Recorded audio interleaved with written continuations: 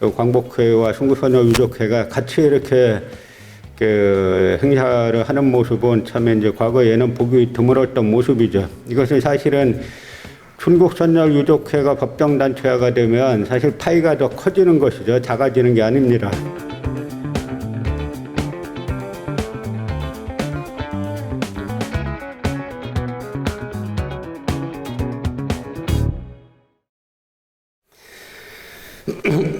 제가 이 행사 하느라고 유동일 그 회장님을 몇 번 뵀는데 좀 저렇게 순수하시고 저렇게 이 순국선열에 대한 애정이 깊으신 그 분을 보면서 스스로 이제 많은 반성을 했습니다. 오늘은 몇 가지 상당히 이제 기념비적인 날이라고도 할 수가 있습니다. 처음으로 이제 우리가 75년 동안 외쳐왔던 것이 조금 어떻게 구체화돼 가는 것 같고, 또 특히 이제 그동안 이제 광복회하고 이제 순국선열 유족회하고 요즘에 이제 약간 이제 무슨 관계가 있다 그렇게 그런 이제 사이가 썩인 이제 협조적이진 않았는데, 오늘을 계기로 광복회와 순국선열 유족회가 같이 이렇게 행사를 하는 모습은 참 이제 과거에는 보기 드물었던 모습이죠. 이것은 사실은 순국선열 유족회가 법정단체화가 되면 사실 파이가 더 커지는 것이죠. 작아지는 게 아닙니다. 그런데 그동안 항상 나누어가지고 이 독립운동가 기념사업회를 그냥 나누어가지고 분리했기 때문에 그런 거에 이제 영향을 받았는데, 오늘 이후로는 순국선열 유족회와 광복회가 같이 이제 힘을 합쳐가지고 파이를 더 이제 키워서 순국선열들이 이 나라에서 제대로 된 대접을 받게 되는 그런 이제 첫날이 아닌가 생각합니다. 제가 예전에 여기 김병희 선생님이랑 한번 거의 한 20여 년 전에 만주 답살 간 적이 있어요. 그때 신흥무관학교 출신들 중에 교사를 하다가 경신대참변 때 이제 살해당한 6분의 묘가 있다 그래서 거길 찾아가다가 길을 잃었어요. 근데 마침 지나가는 어떤 분을 잡궁으로 보니까 그분이 또 이제 조선족 교포분이셨는데, 우리가 이제 이 찾으러 왔다 그러니까 저 산에도 독립군 묘소가 많이 있습니다. 라고 이제 하더라고요. 사실, 아까 최범선 선생님 많이 말씀하셨지만, 이 만주에도 우리가 조금만 신경을 써가지고 찾아보면 무수히 많은 독립군들, 무덤들을 지금도 찾을 수 있다라고 생각합니다. 근데 다들 한탄하시는 게, 왜 아직까지도 우리는 광복 75주년이 됐는데 이 순국선열과 그 후손들에 대한 대접이, 국가의 대접이 왜 이 모양이냐 하는 이야기죠. 그것은 1945년 8월 15일 날 이제 백범 김구 선생은 섬서성 서안에서 당시 이제 섬서성 주석을 만나고 있었어요. 그때 이제 일본이 망한다는 소식을 듣고 백범 선생은 기쁜 것이 아니라 자신은 하늘이 무너지는 듯한 그런 이제 절망을 느꼈다라고 이야기를 합니다. 왜냐하면 핵심은 국제 간의 발언권이 약해질 것이다. 결국 이제 임시정부를 비롯한 독립운동 세력이 제 대접을 받지 못하고 남북이 각각 이제 외세가 이제 들어오면서 결국은 외세가 주도하지 않겠나라고 하는 그런 우려를 하신 것이죠. 우리가 백범 김구 선생을 놓고 세상 물정을 모른다는 둥 뭐 한다는 둥 폄하하는 말들을 많이 하지 않습니까? 그것도 다 친일파들이 만든 말이에요. 이분이 그걸 모르는 게 아니라 다 알고 있음에도 불구하고 스스로 이제 그 길을 걸어간 마치 이제 비극적 영웅 같은 분이죠. 그래서 우리가 해방은 됐지만 해방과 동시에 이제 분단이 되지 않았습니까?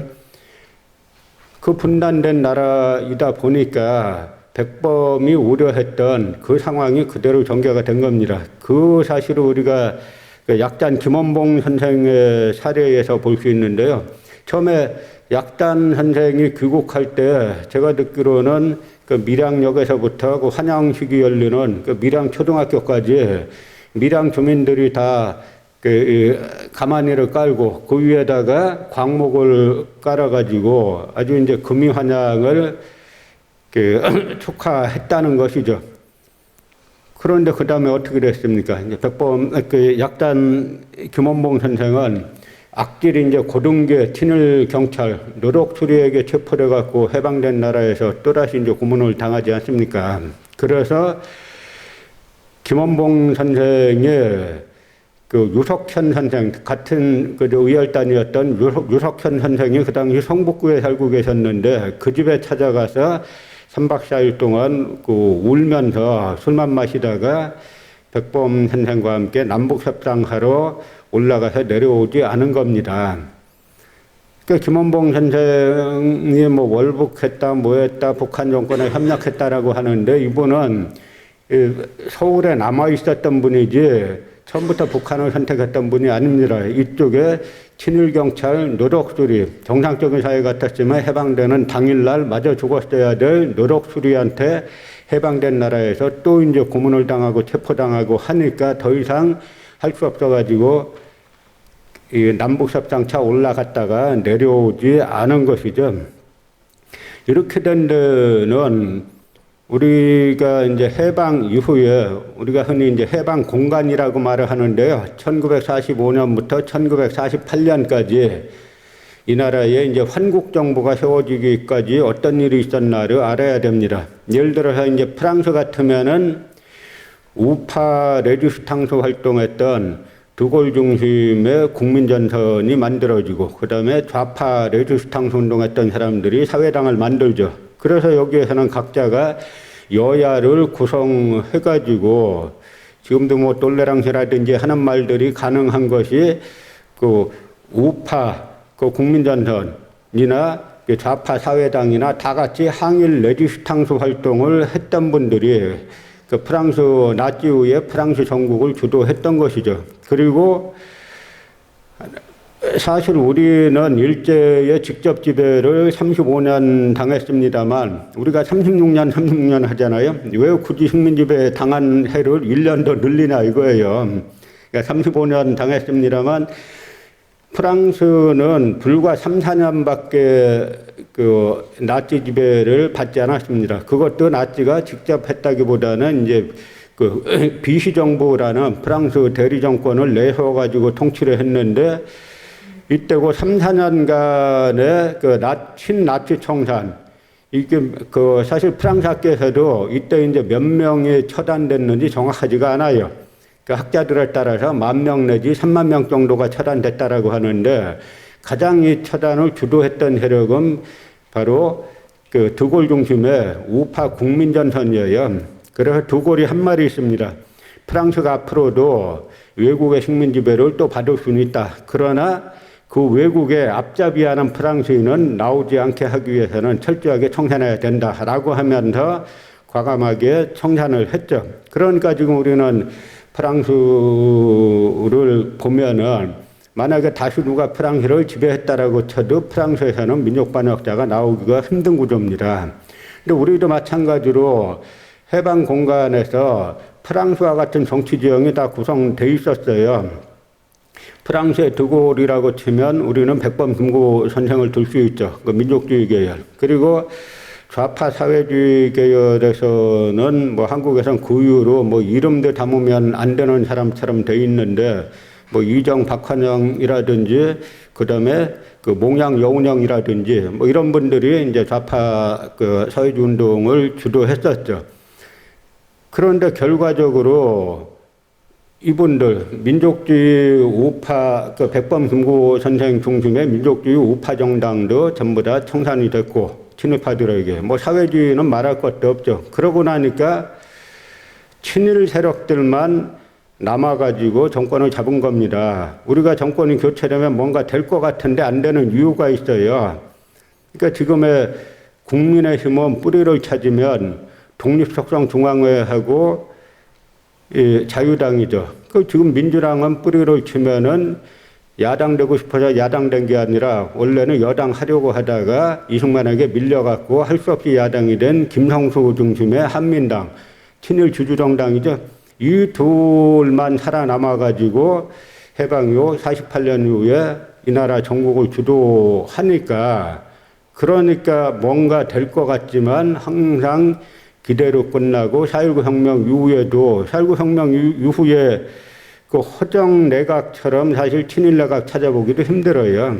사실 지금도 여러분들이 정권 촛불로 정권 교체됐을 때 많은 기대를 가졌습니다만 지금 뭐 4년 가까이 됩니다만 뭐가 바뀌었는지 특히 이런 쪽 분야에서는 뭐가 바뀌었는지 알 수가 없는 거죠. 그래서 우리가 항상 문제를 풀려면 문제의 본질에 들어가서 봐야 됩니다. 그러다 보니까 지금 어떤 상황까지 발생했냐면 이 친일 세력들이 더욱 기세 등등해졌어요.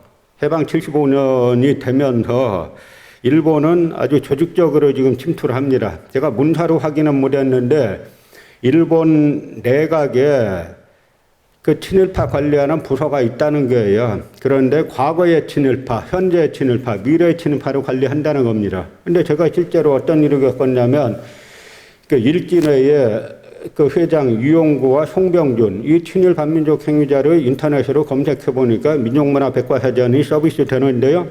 검색해 보니까 거기에 구한말의 정치가 이렇게 나와요. 그래서 이상하다 싶어서 저희 연구소에 책도 있습니다. 그 민족문화 백과사전. 책으로 된 민족문화 백과사전을 찾아봤더니 구한말의 그 민족 반역자 이렇게 나와요. 그런 구한말의 민족 반역자를 누군가 정치가를 바꿔놓은 거 아닙니까? 그래서 그 이야기를 제가 여기서 몇 군데 했더니 요즘 찾아보면 다시 민족 반역자로 바뀌어져 있어요. 그럼 누가 관리하고 있는 거 아닙니까? 이 과거 친일파들을. 근데 지금의 친일파들은 뭐냐? 이 사사카와 재단이라고 있습니다. 일본 A급 전범 출신으로 원래는 그 사형당했어야 되는 인물인데요. 이 사사카와가 경정, 그 모닥보드 경주 사업을 해가지고 돈을 엄청 많이 법니다. 그래서 그 돈 가지고 그 사사카와 재단을 만들었는데 이게 이제 니폰 파운데이션이라고 하죠. 그 위안부는 자발적이었다, 뭐 남경 대학살은 없었다, 독도는 일본 거다 하는 게 전부 다 이쪽 사사카와 재단에서 그 국제적으로 돈을 뿌려가지고 하는 건데 사사카와 재단 미국 지부장이 누구냐면 미국 정보기관에 총수했던 인물이에요. 그런데 이 사사카와 재단의 국내 사무실이 지금 여러분이 이름 대면 놀라실 한국 명문대에 버젓이 있어요. 연세대학교 재단 내에 사사카 재단 사무실이 있습니다.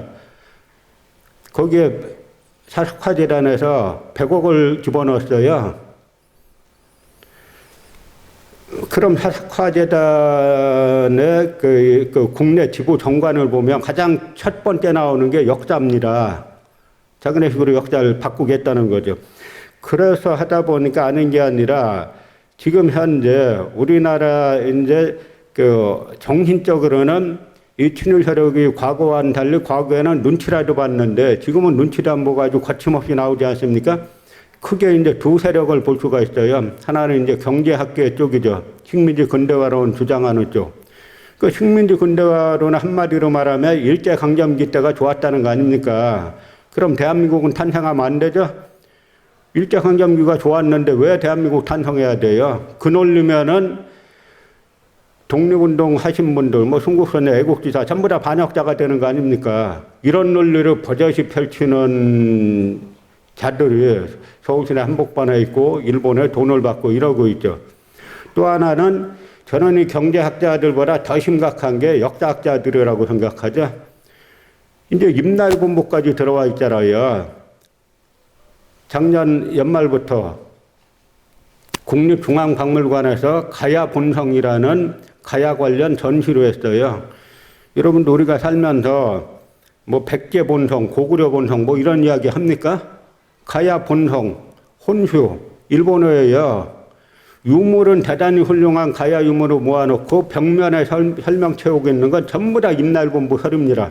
1169년 백제 외 연합군 가야 공격. 이게 일본인들이 금과 옥조로 삼는 임날본부 설의 핵심 구절이에요. 369년에 야마도에가 와가지고 가야를 공격하고 거기에 임날본부를 세웠다. 버젓이 국립중앙박물관에서 가야 전시하면서 세워놨어요. 써놨습니다. 벽면에 가득 찬 설명이 전부 다 일본 구구 친일파 현존하는 내용이었어요. 거기에 대해서 이 나라 역사학자들 아무 말 안 합니다. 오직 저희와 한가람 역사문화연구소와 이제 뭐 김여기 박사님 비롯해서 저희 소수가 문제 제기를 해가지고 조금 이슈화가 됐죠. 그러면 그걸 가지고 심지어는 일본까지 간다 그랬어요. 큐슈하고 도쿄까지. 만약 갔으면은 그날은 일본 구구 세력들이 한국을 다시 점령하려고 하는 일본 구구 세력들이 대대적인 잔칫날이 되는 겁니다. 이제 한국 역사 다 먹었다. 이제 땅만 먹으면 된다. 이게 지금 우리가 75년, 광복 75년 지난 현실에서 친일 세력이 더 강해지는 겁니다. 또 역사학계는 좌파 우파도 없어요. 다 한통속이죠. 그 왜 그러냐면 우리는 역사학자 하면은 단재 신초 선생을 생각하죠. 우리나라 소위 대학을 다 장악하고 있는 강단사학자들 입 열면은 우리는 식민사학 극복했다 이렇게 말해요. 식민사학을 극복했느냐 안 했느냐를 알려면은 한국대학교 사학과에서 단재 신초 선생의 역사학을 가르치냐, 배감 박은수 선생의 역사학을 가르치냐, 석주 이상용 선생의 역사학을 가르치냐, 성재 이수영 선생의 감시만화를 가르치냐, 단 한 군데도 없어요. 가르치는 건 전부 다 친일 반민족 행위자 이병도 신석호의 학설만 가르치죠. 소위 우리나라 대표적인 뭐 진보 역사학자라고 있어요. 이 사람 자서전 보면 눈 뜨고 못 봅니다. 신석호 선생님이 부르셔가지고 얼른 달려나갔다. 신석호 선생님이 아니었으면은 그러니까 이 분야에서는 뭔가 바뀔 것 같은데 안 바뀌는 이유가 있어요. 이제는 여러분들이 이 상황 어떻게 끝내야 됩니까? 해방된 나라 사학과가 100개 넘을 거예요. 학사부터 박사 과정까지 단재 신초 선생 역사 가르치는 곳이 한 군데도 없어요. 전부 다 조선 총독부 역사학, 이병도 신석호 역사학만 가르치는 것이죠. 그러면서 총론으로는 식민사 극복했다. 이 대국민 사기극이 지금까지 계속 통하는 거고 오히려 조금 아까 말씀드린 것처럼 더 강해지고 있는 겁니다. 그래서 여러분들이 이러한 상황을 개선하려면은 몇 가지 방법들을 이제 구체적인 방법들을 이제 이야기할 때가 된 겁니다. 왜냐하면 이제는 우리나라는 일본의 돈을 받고 친일 행위하는 친일 매국 행위하는 신친일파들, 그 다음에 중국 뒷돈 받고 매국 행위하는 사람들, 자기 조국을 미국으로 하는 사람들, 이런 사람들 처벌할 법조항이 없는 나라예요.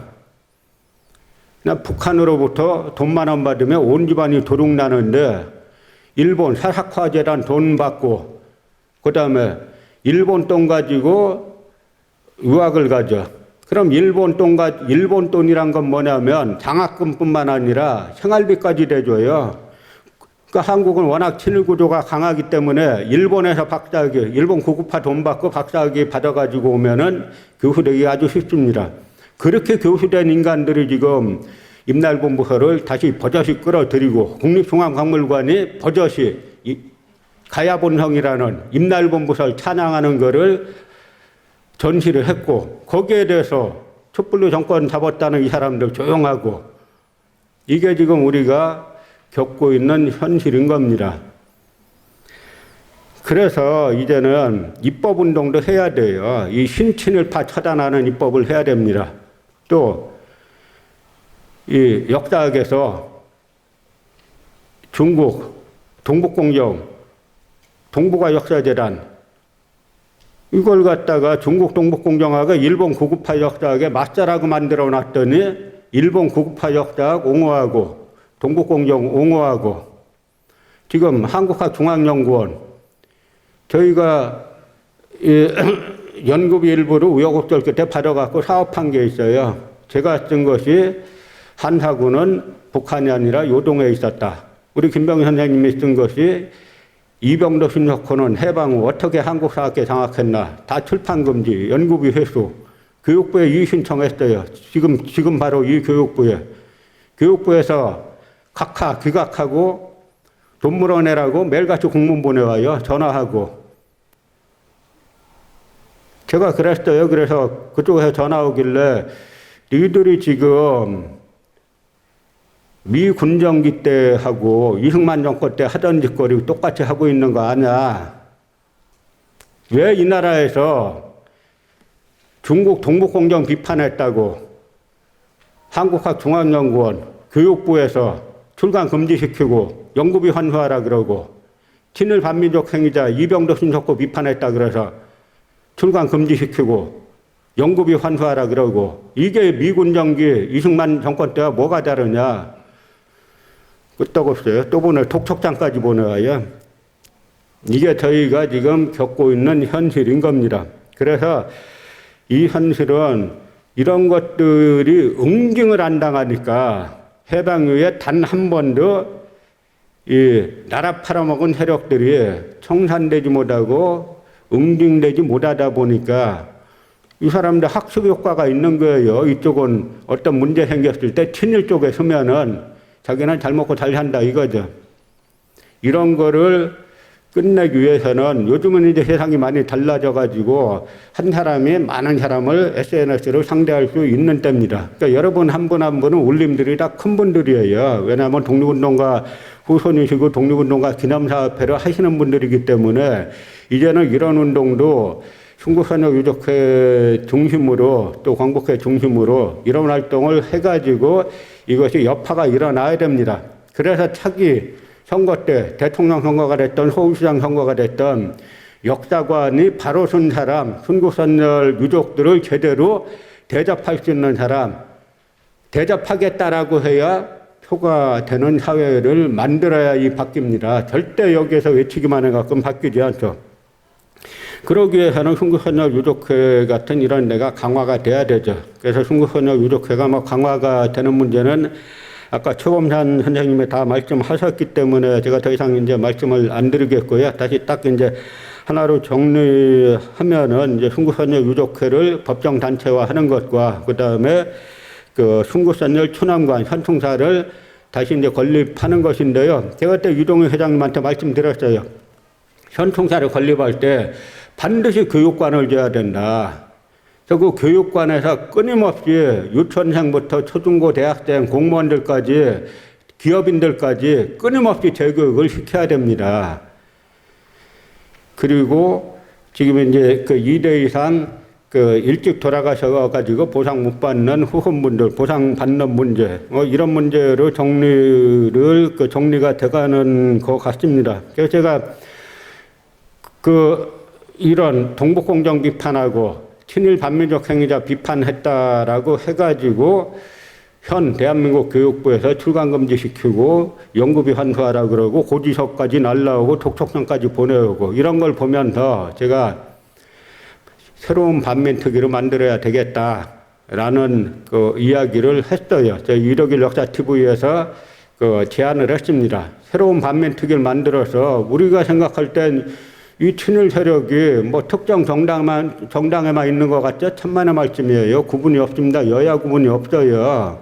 그래서 여러분들 같이 순국선열의 후손분들 그리고 순국선열 유족회, 이 기념사업회 저희 같은 사람들 주축으로 새로운 반민특위를 만들어서 이 친일 반민족 행위자 살아있는 친일 반민족 행위자 명단 발표하고 비판하고 이들을 처벌하는 법을 만들자고 제안해야 됩니다. 다시 말씀드리면 저는 약장 김원봉 선생이 해방된 나라 돌아와 봤더니 판이 틀렸잖아요.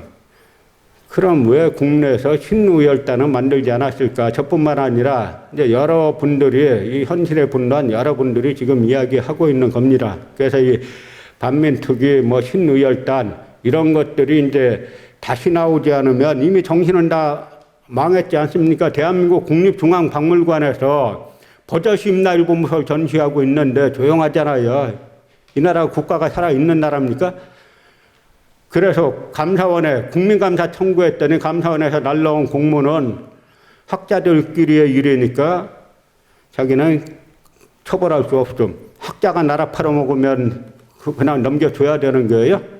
그것이 전부 다 이 국립중앙박물관이 됐던 교육부가 됐던 감사원이 됐던 자기네가 대한민국 소속인지 수관회가 소속인지 지금 구분을 못하고 있는 겁니다. 그래서 이런 부분들은 저희가 이제는 오늘을 기점으로 해서 적극적인 그 활동으로 이제 바꿔 나가야 하는 것이죠. 그래서 오늘 이 자리에 그 이육자 선생님의 따님도 이제 참석 하셨는데요. 이육자 선생님도 위열단이시잖아요. 그리고 그 시를 쓰시면서 저희가 학교 때 배운 시에도 청포도가 익어가는 시절. 그래서 이제는 우리가 더 이상 맨날 울분에만 차 있지 말고 이 청포도가 진짜 열려서 우리 앞에 여러분들 앞에 놓이는 그날을 위해서 오늘을 기점으로 서로 열심히 저도 열심히 하겠고 여러분들과 함께